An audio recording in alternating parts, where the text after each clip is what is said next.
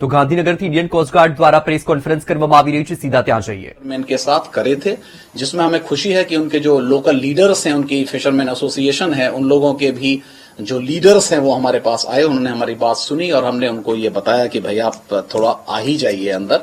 कुछ लोग कभी अज्ञानता पूर्वक जो है ऐसा कर लेते हैं कि चले जाते हैं सोच के। हमने ऑयल हैंडलिंग एजेंसीज पोर्ट वगैरह में जो रहती हैं उन लोगों से भी बात करी थी, बिकॉज उन लोगों के लिए भी खतरा होता है, खासकर जो रिग्स में जो लोग प्रेजेंट है और रहते हैं। आप लोगों को शायद सबको पता ही होगा कि 12 तारीख की रात को हमने एक रेस्क्यू ऑपरेशन किया, जिसमें करीब नहीं 50 लोग जो कि एक की सिंगापुर नाम की ऑयल रिग थी उसमें रहे थे। हमें सूचना मिली कि भाई उनको भी उनको निकालिए, और हमने उनसे पहले भी कहा था कि भाई ये सीवियर साइक्लोन है, निकल जाइए। तो उस समय तक मौसम काफी खराब हो गया था, लेकिन जब हमें लगा कि इमरजेंसी ज्यादा है, राज्य सरकार ने भी हमें बोला, केंद्र सरकार की तरफ से भी डिपार्टमेंट से हमें खबर आई थी, हमारे अपने कोस्ट गार्ड हेडक्वार्टर दिल्ली से हमें खबर आई। तो बहुत ज्यादा मौसम कंड्यूसिव ना होने के बावजूद भी हमने उस दिन 12 तारीख की रात को 3 सॉर्टीज करी। एक टेम्परेरी हेलीपैड ओखा से, जहां पे हमारा स्पेशल है, हमारा परेड ग्राउंड है वहां से हमने वो जहाज को उड़ाया। और मुझे बड़ी खुशी है कि हम उस दिन शाम को 26 लोगों को हमने इवैक्यूएट किया की सिंगापुर से। बहुत मौसम खराब हो गया था, इस वजह से हम वो पूरी अपना कर नहीं पाए थे उद्देश्य, लेकिन अगले दिन जो सुबह का वक्त था उसको थोड़ा सा हमने उसका फायदा उठाया। और मैं नाम लेना चाहूंगा अपने डेयरिंग पायलट्स जो हैं, 2 कमांडेंट सुनील दत्त और कमांडेंट सौरभ, इन लोगों ने बहुत अच्छा काम किया और 7:14 तक हमने मॉर्निंग में सारे 50 लोग वहां से निकाल लिए। तो मुझे इस बात की बहुत खुशी है। उसके अलावा हमने मरीन पॉल्यूशन टीम जो है हमारी, वो भी हमारा काम है, हम नोडल एजेंसी हैं। अगर सी में कुछ होता है वो हमने अपनी तैयार करके रखे हुए हैं डिफरेंट प्लेसेस में, जो हमारे मुंद्रा, जखाऊ और वादीनार, ये 3 जो नॉर्थ गुजरात में, और ओखा, हमारे 4 स्टेशन हैं। वहां पे हमने अपने सीनियर ऑफिसर जो वहां के लोकल कमांडर्स हैं, डीआईजी रैंक ऑफिसर्स हैं, उनको सचेत किया है। और मुंद्रा में हमने यहां से एक स्पेशल डीआईजी भेज दिए हैं, बिकॉज वहां पर एक हमारे कमांडेंट साहब जो हैं वो सीओ हैं वहां के, लेकिन हमने सोचा कि एक सीनियर ऑफिसर वहां जाएगा तो उन्होंने स्पेशली भेज दिया है। तो ये तो हमारा अभी तक का जो काम रहा इस प्रिपरेशंस में, ये रहा। राज्य सरकार से हम लगातार संपर्क में हैं, बट अब जो ये लैंडफॉल होने वाला है 1800 से 2000 के बीच में हम लोग एक्सपेक्ट कर रहे हैं। उसके बाद की स्थिति को जानते हुए हम लोगों ने करीब 15 शिप स्टैंड बाई रखे हुए हैं, 7 टोटल एयरक्राफ्ट हमने रखे हुए हैं तैयार।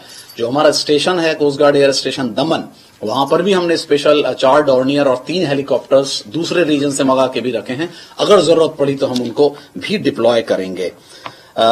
जो हमारी डिजास्टर रिलीफ टीम्स हैं 27 हमने बना के रखी हुई हैं, जिसमें जेमनीज हैं, उनके पास डाइवर्स हैं और बाकी रिलीफ मटेरियल है जो एक स्टैंडर्ड प्रैक्टिस होती है।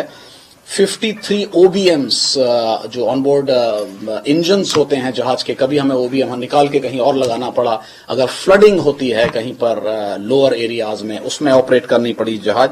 और हमने करीब 200 लाइफ बॉयज और 1000 लाइफ जैकेट्स भी अलग से इंतजाम करके हमने तैयार रखा हुआ है डिफरेंट स्टेशन पे। अब हमारा एम्फेसिस थोड़ा सा नॉर्थ गुजरात में है, दैट इज जखाऊ, मुंद्रा, वादीनार और ओखा की हमें लगातार स्थिति मिल रही है। लोकल कमांडर मेरे को इन्फॉर्म कर रहे हैं, सी बहुत खराब है, हवा काफी चल रही है, बट अभी तक अच्छा है कि चीजें कंट्रोल में हैं। और हम उम्मीद करते हैं कि सहायता की जरूरत ना पड़े, बट अगर पड़ेगी तो हम लगातार संपर्क में हैं स्टेट गवर्नमेंट के भी।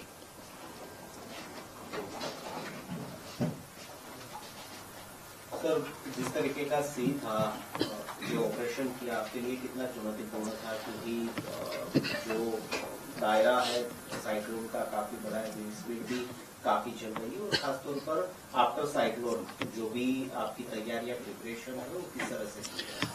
देखिए, सी जहां तक आप सी की डिफरेंट नंबर से हम सी स्टेट 1, 2, 3, 4, 5 बोलते हैं। जनरली नॉर्मल केस में अगर 4 हो जाती है सिचुएशन, तो हम लोग खैर अपने मिनिमम जहाज रखते हैं। जहाज तो हमारे हमेशा बाहर रहता है, कोई उसमें वो नहीं है। लेकिन सी स्टेट काफी खराब हो गई थी। मेरे ख्याल से 10 तारीख के बाद हम लोगों के एरिया में सी स्टेट काफी खराब थी, और हमारे जहाज छोटे बड़े दोनों सी स्टेट 4, 5 रिपोर्ट कर रहे थे। परसों से जब हमारा ऑपरेशन चल रहा था की सिंगापुर का, उस समय सी स्टेट 6 हो गई थी, लेकिन मुझे खुशी है बताते हुए कि हमारा जो जहाज था वो तना रहा, वहीं पर तैयार रहा, क्योंकि हमें लग रहा था बाई चांस किसी वजह से हेलीकॉप्टर अगर वहां ना पहुंच पाए, वेदर बहुत खराब था, 35-40 नॉट्स की विंड्स चल रही थी, बीच में गस्टिंग बहुत ज्यादा हो रही थी, तो अगर वो नहीं होता तो हम उस जहाज को यूज करते, तो बट उस जहाज की जरूरत नहीं पड़ी। कल हमने इसलिए जहाज बुला लिया। अब सी काफी खराब है, अगर आप सी स्टेट में बोलेंगे तो साइक्लोनिक कंडीशंस में सी स्टेट 6 करीब हो जाती है, जिसमें किसी भी जहाज का वहां पर रहना मुश्किल होता है। स्पेशली अपना जो जखाऊ हेडक्वार्टर है, लैंडफॉल स्टेशन, जखाऊ होने वाला जी हाँ, है, जी हाँ, जी स्टेशन हाँ, है। जी हाँ, जी हाँ। वहां पर प्रिपरेशन क्या है, क्योंकि सबसे ज्यादा असर जखाऊ में होने वाली है। देखिए, जहां तक हमारी अपनी प्रिपरेशन का सवाल है तो नेचुरली हम चाहेंगे कि हमारे एसेट्स जो हैं वहां पे, हमारी बोट्स हैं, हमारे होवरक्राफ्ट हैं, वो हमने सेफ्टी उनकी कर ली है, अपने पर्सनल को बना दिया है, क्योंकि हम लोग सेफ रहेंगे तो अगर जरूरत पड़ेगी तभी करेंगे। लेकिन जो स्टेट गवर्नमेंट के साथ हम लोगों ने करा है, मुझे पता है कि स्टेट गवर्नमेंट ने बड़े अच्छे स्टेप्स लिए हैं और वहां का एरिया खाली हो गया है। बट फिशरमैन लोगों को, जो उनकी बोट्स हैं, जो हमारी वहां पे स्मॉलर बोट्स हैं, हमने उनको बड़ा हम आगाह करते रहे हैं लगातार कि भाई उनको आप जितना ज्यादा हो सकते हैं उतना बांध दीजिए। जब ईस्ट कोस्ट में लास्ट टाइम दो येस और फनी करके दो एम्फन जो तूफान आए थे, तो मैं इसी पोजीशन पे नॉर्थ ईस्ट में था, तो मुझे थोड़ा एक्सपीरियंस है। मैंने वही से इनको बताया कि आप सोच नहीं सकते हैं कि जब अगर आग आ जाती है तो कितना मुश्किल हो जाता है। तो बट आई एम हैप्पी कि वो सारे के सारी तैयारियां कर ली गई हैं वहां पे। जो एसेट्स हैं उन लोगों को, एसेट्स को कोई नुकसान नहीं होना चाहिए। पर्सनल को, local population as well as हमारे अपने लोग जो हैं वो काफी उनको हमने ब्रीफ किया हुआ है और वो जानते हैं उन्हें क्या करना है ऐसी स्थिति में। तो हम यही उम्मीद करते हैं कि चीजें कंट्रोल में रहनी चाहिए।